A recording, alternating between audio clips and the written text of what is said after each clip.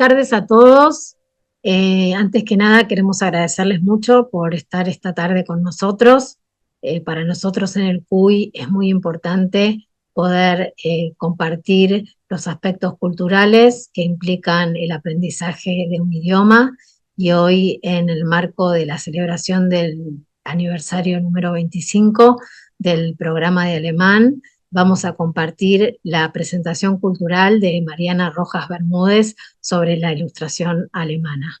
Queremos agradecerle también a Mariana muy especialmente por haber trabajado en esta presentación, y esperamos que puedan disfrutar de esta actividad, y queremos también invitarlos a que vengan al CUY a estudiar nuestros idiomas, ya sea alemán o cualquiera de los más de 20 idiomas que enseñamos.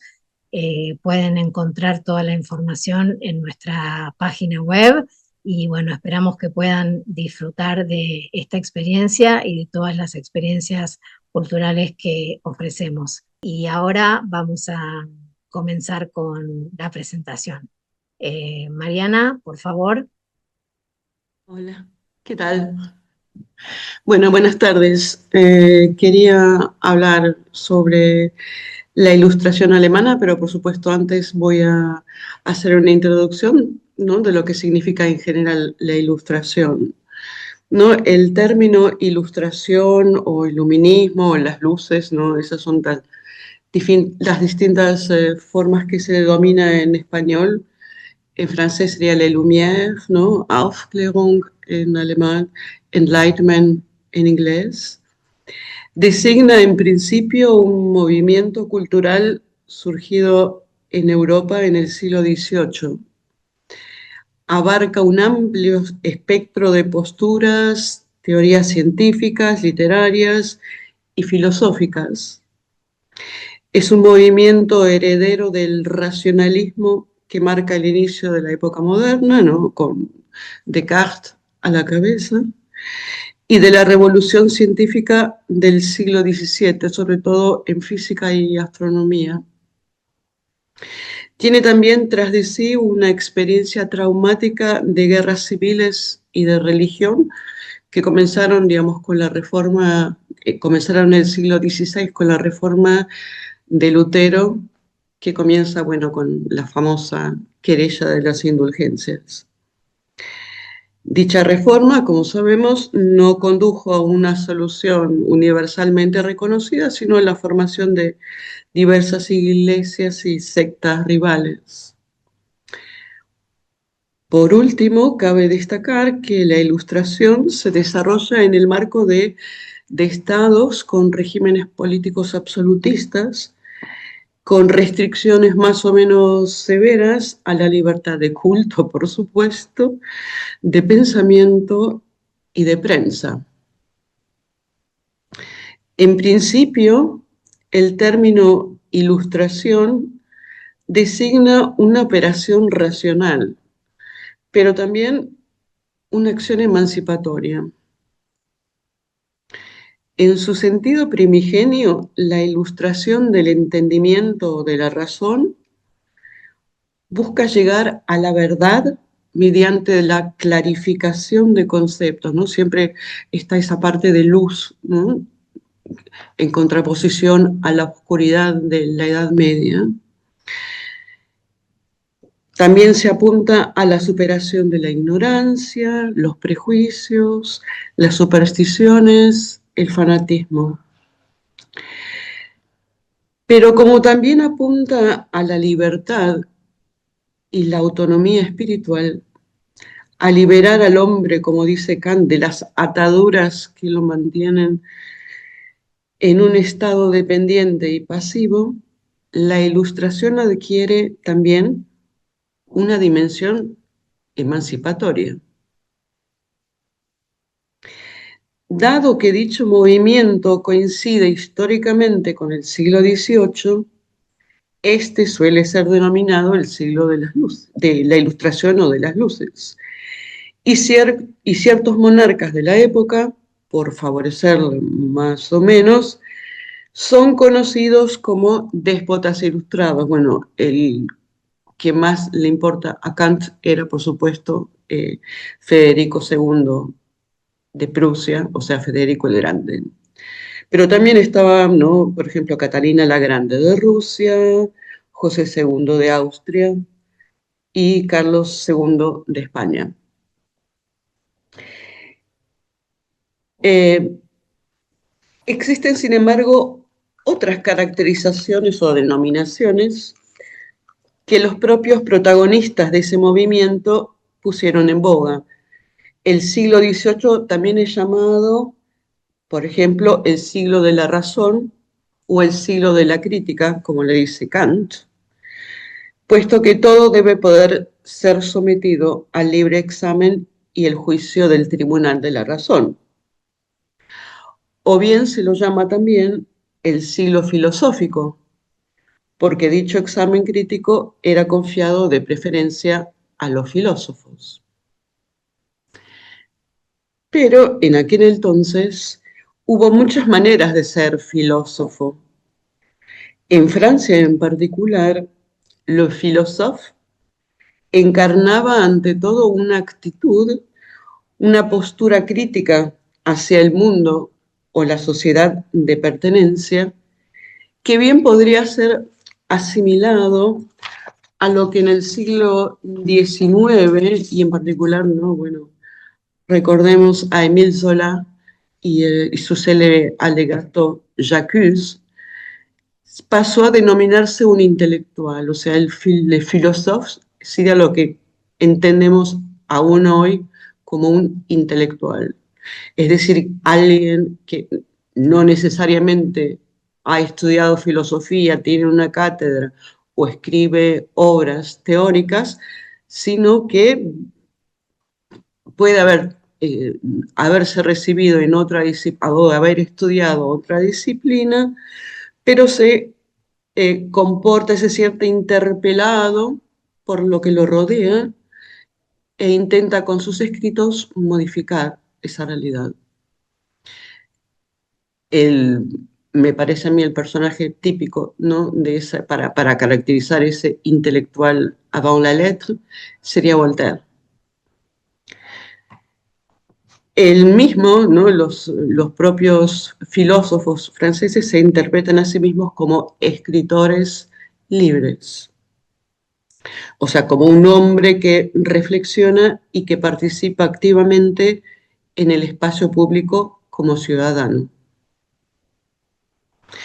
Bueno, paso entonces ahora a la ilustración en Alemania. En Alemania, y especialmente en el Reino de Prusia, ese, por así decir, compromiso con la realidad política y social es asumido no solo por escritores libres, sino también por filósofos de la talla de Immanuel Kant y Moses Mendelssohn. Moses Mendelssohn es el hermano del compositor, del célebre compositor. El primero, o sea, Immanuel Kant, es autor de la crítica de la razón pura, la crítica de la razón práctica y la crítica de la facultad del juicio, entre sus obras más destacadas, y tuvo una brillante carrera académica. El segundo, o sea, Moses Mendelssohn, en cambio, adquirió una sólida formación filosófica por fuera del ámbito universitario. Publicó varias obras y curiosamente obtuvo el primer premio en un concurso abierto por la Academia de Berlín y fue nombrado por esta como miembro, pero su nombramiento no fue confirmado por decreto real por ser de religión judía. Le ganó incluso a Kant. Tanto Kant como Mendelssohn formaron parte de la Ilustración alemana. ¿Qué significaba ser filósofo para Kant? En la crítica de la razón pura, Kant distingue dos conceptos de filosofía. Un concepto escolástico, lo digo en alemán sería Schulbegriff, y un concepto cósmico, Weltbegriff, de la misma. Según el concepto escolástico, la filosofía tiene como fin la unidad sistemática y por ende la perfección lógica del conocimiento. Según el concepto cósmico, en cambio, la filosofía es la ciencia de la relación de todo conocimiento con los fines esenciales de la razón humana. Concierne lo que interesa necesariamente a todo hombre. Para Kant, lo que interesa necesariamente a todo hombre es la libertad, Dios y el alma.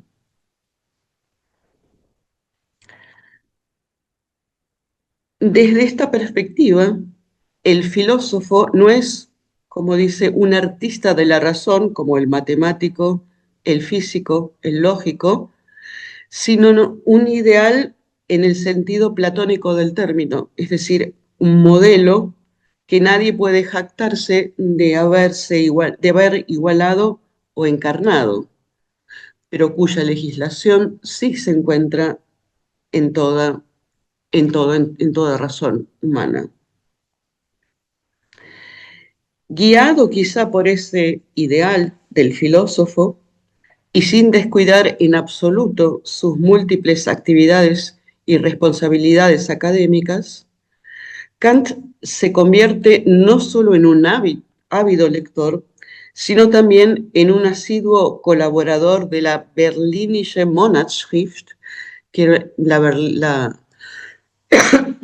perdón, una revista semanal de Berlín, que era uno de los órganos de difusión más importantes de la Ilustración alemana.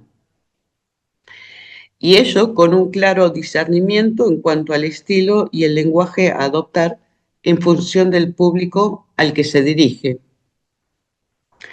Kant, en cierto modo, hace suyo el propósito que alienta por entonces a una corriente importante de la Ilustración alemana, la llamada filosofía popular o Popularphilosophie, o filosofía para el mundo, Philosophie für die Welt, en contraposición a la filosofía para la academia o Philosophie für die Schule, una corriente de la que Moses Mendelssohn, precisamente fue un representante.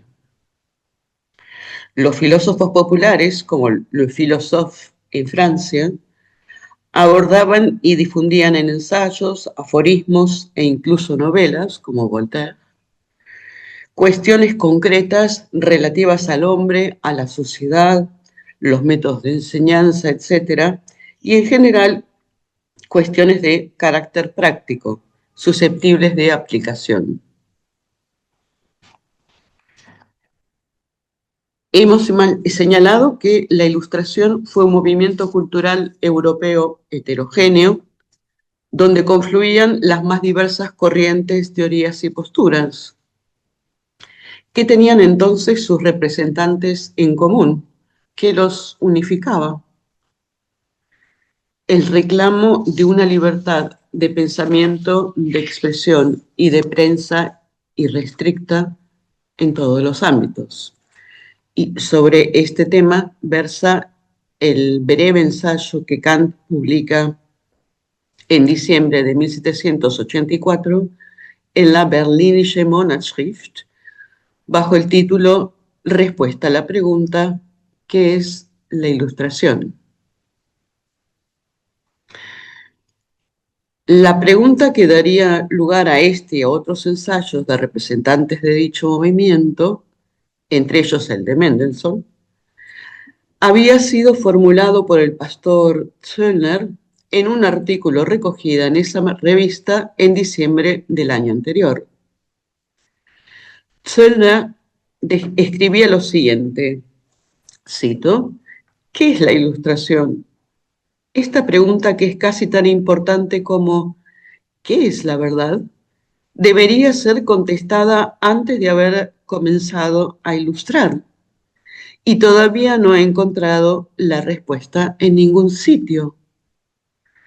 En lo que sigue nos centraremos en la respuesta que formuló Kant en 1784 por ser la más citada, pero también por la polémica que ya por entonces suscitó.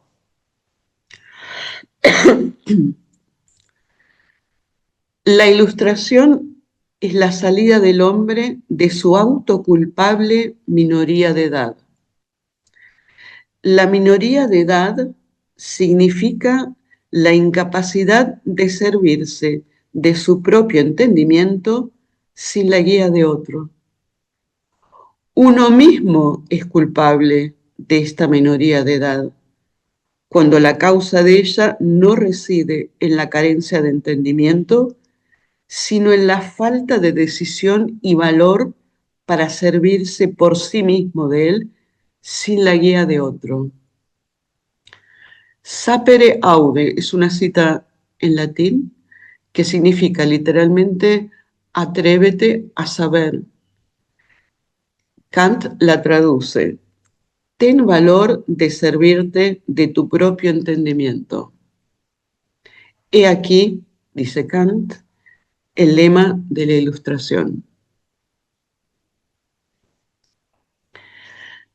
Lo que imprime un sesgo particular a esta definición y que difícilmente los enciclopedistas y los Aufklärer hubieran aceptado sin más, es la categórica afirmación de que el propio hombre es culpable de su minoría de edad espiritual. Para los representantes de la Ilustración, en efecto, los culpables del oscurantismo plurisecular, el obstáculo permanente al progreso intelectual, moral y político-social, son generalmente los viejos poderes eclesiásticos, la autoridad de la tradición, el moderno Estado absolutista, y no los hombres que estos educan y someten.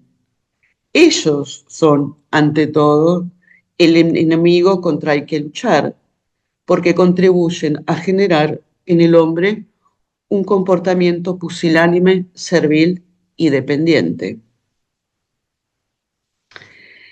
En ese sentido, Hamann, el gran crítico de la Ilustración en el siglo XVIII, acierta paradójicamente mucho más de lo que imagina cuando señala que el error fundamental de la definición kantiana de ilustración reside precisamente en el epíteto de autoculpable, also selbstverschuldet. El adjetivo autoculpable con el que Kant estigmatiza la minoría de edad espiritual, en efecto, no desplaza simplemente la carga de la culpa del oscurantismo, sino que la profundiza, haciéndola extensiva al género humano en su totalidad. Para Kant, lo primero contra lo que hay que luchar es contra nuestra propia naturaleza. El comportamiento pasivo y dependiente se explica, ante todo, por la falta de decisión y de coraje, por nuestra tendencia a la pereza y la cobardía. Estas, y no los poderes de la Iglesia, el Estado absolutista, los prejuicios o la tradición, son las causas de que una gran parte de los hombres permanezca gustosamente en minoría de edad a lo largo de su vida. Y es por eso también que es tan fácil para otros erigirse en sus tutores, also Vormünder. El tutor es el correlato del menor de edad intelectual. Que la Iglesia y los déspotas de la tierra hayan sabido aprovechar durante siglos esa tendencia a la dulce tiranía, dice Bayerhaus, no parece aminorar y menos aún suprimir, a juicio de Kant, la culpa del menor de edad intelectual. Kant se limita, pues, inicialmente a oponer a las coacciones externas la resolución de pensar por sí mismo y de superar al mismo tiempo la pereza y la cobardía. Esta decisión es para Kant ya el inicio de la Ilustración. Supone un acto de voluntad que todo hombre, en principio, es capaz de realizar. En un artículo algo posterior de 1786, Kant critica, sin mencionarlo, la posición que Mendelssohn al mismo tiempo, o sea, en 1784, defiende en su ensayo acerca de la pregunta a qué se llama ilustrar. Mendelssohn analiza en ese ensayo los términos ilustración, cultura y educación o formación, porque en realidad usa la palabra Bildung, que a veces se traduce como educación y otras veces como formación. Esos términos, dice Mendelssohn, recién acababan de ser incorporados a la lengua. Y vincula la ilustración con la teoría, con el cúmulo de conocimientos, en contraposición a la cultura, que está orientada más bien hacia la praxis. Kant señala al respecto que, cito, quien desborda de conocimientos es a menudo el menos ilustrado cuando se trata de utilizarlos. La ilustración, afirma taxativamente, es una máxima, la máxima de pensar por sí mismo en toda circunstancia. O sea, está mucho más vinculado hacia lo práctico que hacia lo teórico.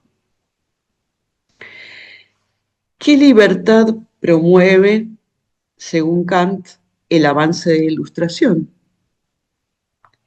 Cito, la más inocua de todas las libertades, a saber, la libertad de hacer, cito, un uso público de la razón en todos los ámbitos.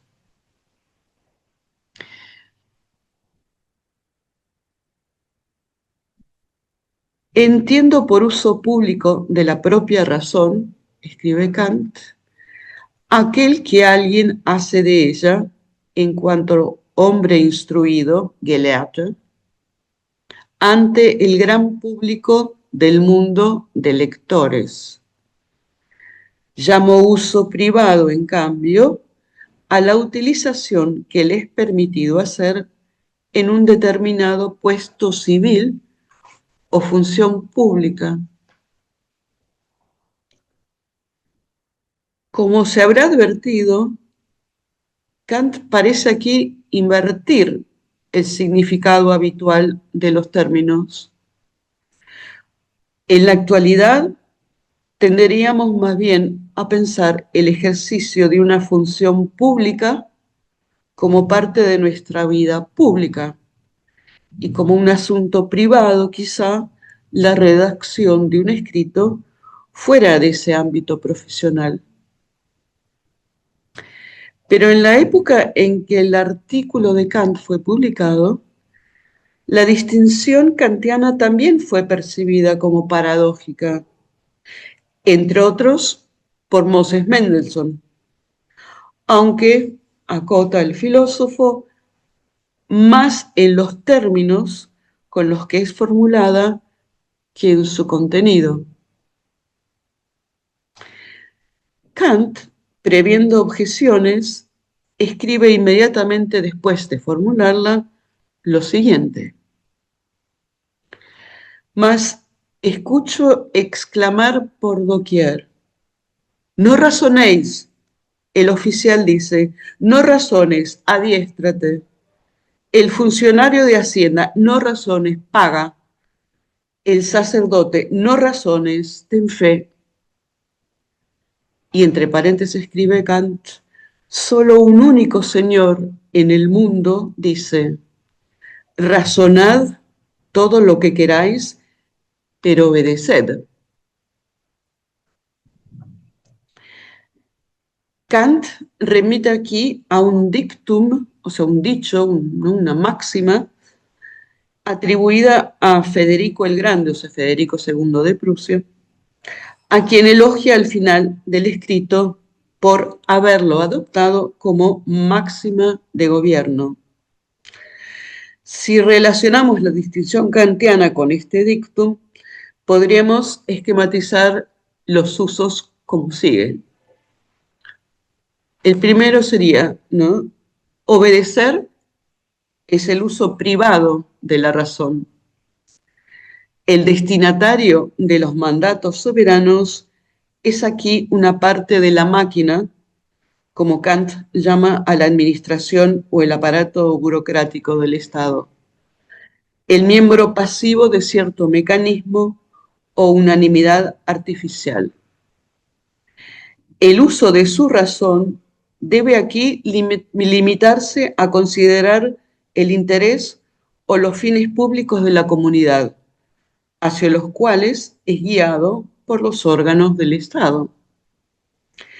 El oficial no puede discutir una orden dada por su superior. El ciudadano no puede negarse a pagar un tributo impuesto por el fisco. El clérigo no puede cuestionar en sus prédicas los símbolos de la iglesia a la que sirve, porque atenta contra la estabilidad de la comunidad y merece, por tanto, ser castigado. Razonar libremente, por el contrario, es el uso público de la razón.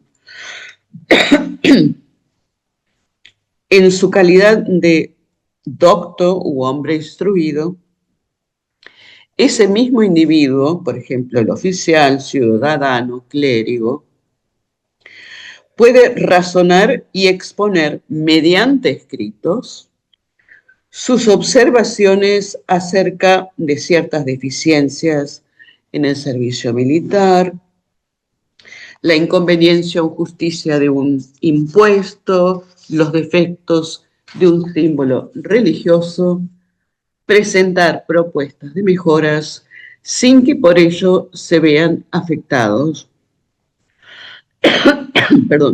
los asuntos en los que es utilizado en parte como miembro pasivo en el aparato del Estado.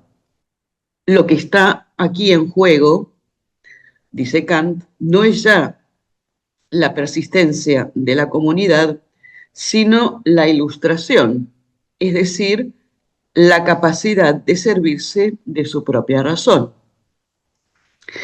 Esta, subraya, es un derecho sagrado de la humanidad. Impedir su desarrollo es un acto absolutamente ilícito, un crimen contra la naturaleza humana, cuyo destino primordial consiste justamente en ese progresar.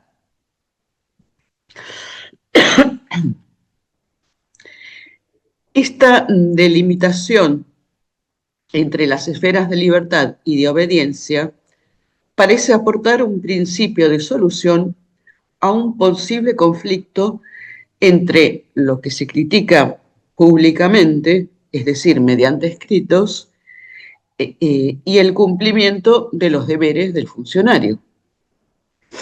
Ciertos críticos de la Ilustración, en particular Hamann, resaltan la hipocresía que deriva de este uso privado de la razón. Hamann escribe: el uso público de la razón y de la libertad no es otra cosa que un postre. El uso privado es el pan de cada día. Intérpretes más recientes como Schneider, Stenker, Schulz tildan poco menos que de esquizofrénica la disociación que supone para un mismo individuo predicar en el uso privado, o sea, como funcionario público, lo que se objeta en el uso público de la razón. Para Kant, tal disociación es viable solo mientras sea posible lograr una conciliación. Si hubiera algo que contradijera la convicción íntima, escribe, ese individuo no podría en conciencia ejercer su cargo, tendría que renunciar. Para Mendelssohn, al igual que para Kant, la ilustración es imprescindible para la humanidad. Escribe, la persona humana como tal no necesita ninguna cultura, pero sí precisa ilustración. Y siempre debe tenerse como objetivo el destino humano.